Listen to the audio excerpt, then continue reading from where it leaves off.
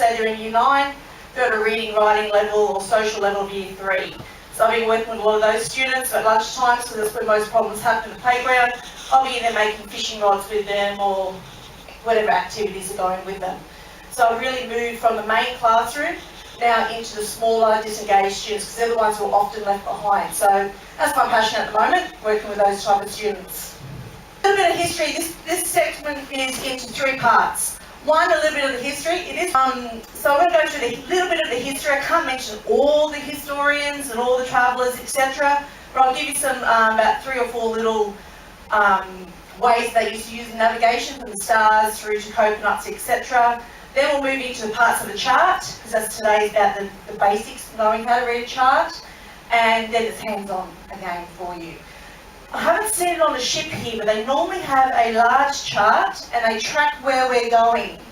So once you find that, let me know, and you'll find it as well. And you'll be able now, since you're going to be keen navigators, and I'll get you to look at that chart and you'll be able to work out where we're at, look at the latitude, longitude, work out how far we're going to go, how many nautical miles, if you're all experts on it.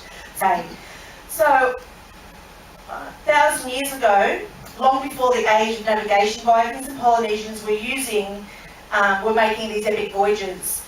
Now, there's a story where they used to use coconuts, which then turned into the sextant.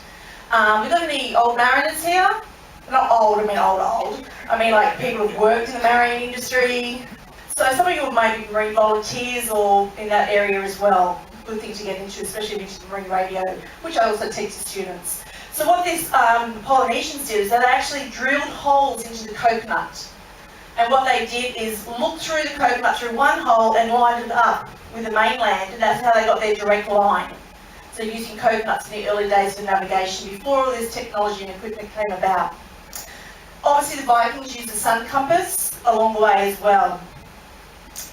And the sun compass to work out how far north or south they were when the sun's shadow fell on a certain place. They also navigated by studying the sea swells and wind directions. And I'll mention later on about the currents as well. He meant to set foot in Iceland. According to legends, he released 3 ravens, birds. The first went nowhere. The second took off and then returned to his ship. But the third raven flew on ahead. He followed that and it ended up at what they now call Iceland. So the navigational method of using birds was long before biblical times as well in readings. So it's another form they use from the coconut. They also use birds as well.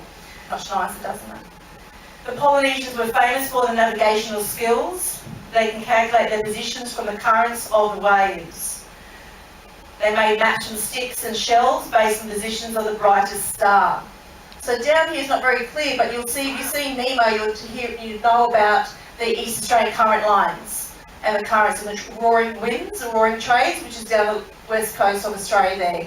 Okay, so we want the trade winds. Trade winds is what they used to travel from Europe through those areas to actually travel for. Not so much on this side, more so on the west coast, which they use those trade winds. The roaring 40s, you may have heard of that. I'm in my 40s, so I think I'm a bit of a roaring 40 myself. So compass, obviously, there's a lot of debate, who discovered what first and who was the inventor and all the fights over to get claims. It's all about status, isn't it? There is some contention who invented the compass, the Greeks or the Chinese. Both were believed to have been using them around 240 BC onwards. In the 2nd century, the Alexandrian astronomer plotted grids representing longitude and latitude onto his maps. He marked the equator as a 0 point of latitude. The maps were discovered in the 15th century and used through to the 18th century. So cartographers are people who create maps. So let's get into a bit of our navigational side. So my geography history background as well. Sorry, these are a bit, it's really elongated. My face looked really big there. That's just after the first 2 sittings at dinner. Calculating latitude. The Greeks could calculate latitude as early as 150 BC, but only on dry land. So therefore, how do they calculate that and change it to be actually on the marine water, sorry. So it wasn't invented until around 1300 AD. And just down the bottom here. So if you can imagine here, this was a coconut. They drilled a hole here and they drilled a hole there in a straight line. And they would line it up with a star. and then they'll have another line, which is to do the horizon. Pretty clever. So if you find a coconut that wants someone from the tree, come down, you'll be able to drill and make your own little sextant. Now I teach my students to remember latitude and longitude. Long, obviously standing up, the line's running down. Lat, you sit on there like your lap, and just go put your legs, if your legs are straight, not like here. That's how I teach the kids how to remember them, little ditties, little sayings. Just like when we're navigating boating, no port left in the bottle, left-hand side of the boat left. So, longitude. This was the greatest contention. There were a lot of seagoing problems, a lot of, again, debate about how to do it, who's the best, etc. So they actually brought in an act after a ship went down, and they decided in 1714 to put out a Longitude Act, and they put out a £20,000, imagine that back in those times, reward for anyone who can, within, was it 30 miles of the location, accuracy. Who could think, who's the inventors here? Anyone watch Shark Tank? Any inventors here? No? Maybe after this one. Who knows what you can come up with. So 6-week voyage, can be within 30 nautical miles. This poor guy, there's a longitude, I'm talking ahead of myself there. Okay. So the astronomers were like, this is our way we look at the stars, this is how you do it. They weren't open to any other ideas. However, there's a gentleman that came along, and he kept on working on it. He wasn't educated at all, but he's like a little engineer, like machinery and pottery. Him and his brother came together, and each time he invented something, from the clock to a clock that worked out the thermometer and the humidity, and went on and on and on. This guy invented a chronometer. But the authorities, who were well educated, etc., said, no, there's no way you could have done that. So he fought for 15 to 20 years to get his £20,000 prize. And each time he did, he actually navigated, his accuracy was more and more accurate each time. So there's no way they could have not given him the prize. Okay, there's a marine chronometer that he actually invented. Not educated, just loved machinery, knew what he was doing as well. So why is navigation important? I'm doing different colours in the background too to sort of make us up at different times, a bit brighter. So why is navigation important?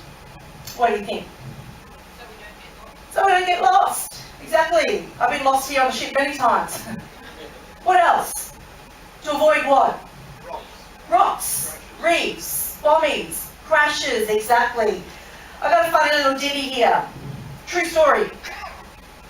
Okay, in October 1995, 2 conversations between the Canadian and a US naval ship. Here we go, see what happens here. The Canadian said, this is why we need navigation, please divert your course 15 degrees to the south to avoid collision.